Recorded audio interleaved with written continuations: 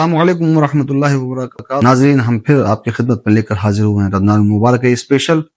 Episode کے، جس کے اندر ہم ایک ایسی ذات گرامی کے بارے میں بات کر رہے ہیں جو صنف نسواں کے لیے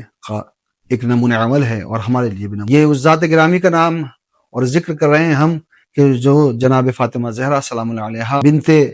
محمد مصطفیٰ صلی اللہ علیہ وسلم کی والدہ گرامی ہے۔ اور آپ کے لیے فضیلت کی بات سب سے بڑی یہ ہے کہ حضور کی ازواج کی تعداد آپ لوگ سب جانتے ہیں، مختلف ہیں،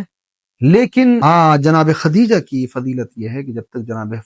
خدیجہ آپ کی نکاح میں رہی ہیں اور جب تک حیات رہی ہیں، نکاح میں حیات جب تک رہی ہے، جب تک حضور اکرم نے کوئی دوسری شادی نہیں، مطلب یہ ہوا کہ حضور عدالت اور انصاف سے کام لے رہے تھے۔ آج ہمارے یہاں بڑا موضوع ہوتا ہے، بڑی بحث ہوتی ہے کہ صاحب اللہ نے ہمیں 4 شادیوں کی اجازت دی۔ کہاں لکھا ہے 4 شادیوں کی اجازت دی ہے؟ کہاں ہے قرآن کے اندر کہیں لکھا ہو کہ صاحب 4 شادی؟ قرآن تو سورہ نساء میں یہ ارشاد فرماتا ہے کہ ہم تمہیں اجازت دیتے ہیں کہ تم 1 شادی کرو، 2 کرو یا 3 کرو، لیکن عدالت کے ساتھ۔ اگر عدالت کر سکتے ہو، عدالت کا مطلب کیا ہے کہ ہر ایک بیوی، ہر ایک زوجہ کو وہی عزت دے سکو جو پہلی کو دے رہے ہو، اتنا ہی وقت دے سکو جو جتنے پہلی کو دے، وہی انصاف کر سکو جتنا پہلی کے ساتھ۔ چاروں ازواج کے درمیان اگر آپ عدالت کر سکتے ہیں تو آپ کو اسلام یہ نہیں کہتا، بلکہ قرآن نے باقاعدہ سورہ نساء میں ارشاد فرمایا کہ اگر تم عدالت نہیں کر سکتے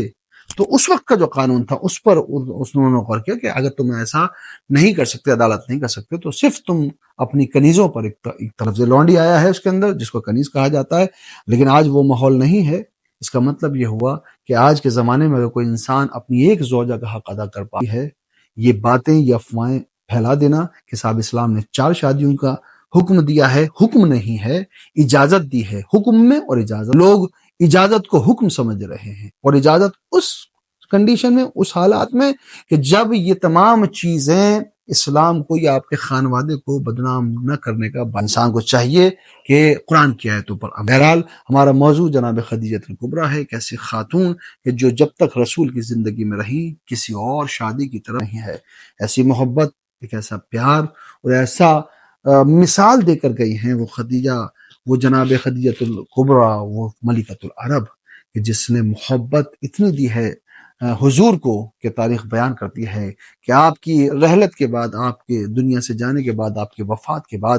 حضور ہر سال آپ کی اس برسی کے دن باقاعدہ آپ کی جتنی دوست احباب تھیں ان کو تحائف اور نذرانے کے طور پر کچھ بھیجا کرتے تھے اور کہا کرتے تھے کہ اس موقع پر مجھے خدیجہ بہت۔ یہ تمام چیزیں یہ بتاتی ہیں کہ حضور کو جناب خدیجہ الکبریٰ سے بے انتہا پیار تھا۔ تمام ازواج کا احترام الگ ہے، ان کا مقام قابل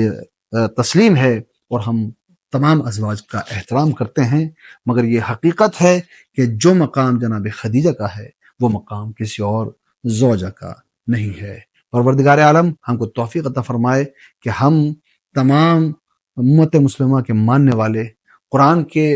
احکام کا صحیح طریقے سے عمل کر سکیں اور اس کا مس یوز نہ کریں، اور ہمارے گھر کی ماں بہنیں اور ہم سب جناب خدیجہ الکبریٰ کی سیرت پر عمل کر سکیں، تاکہ رسول یہ کہیں کہ یہ ہمارا ہے۔ جیسے جناب خدیجہ کو عزت و مقام ملا ہے ویسے ہمیں بھی ملے، تاکہ ہم اسلام اور دین کے لیے کچھ کر سکیں۔ پروردگار ہمارے توفیق عطا فرما کہ ہم سیدھے راستے پر چل سکیں اور اسلام کے احکام پر عمل۔ السلام علیکم ورحمۃ اللہ۔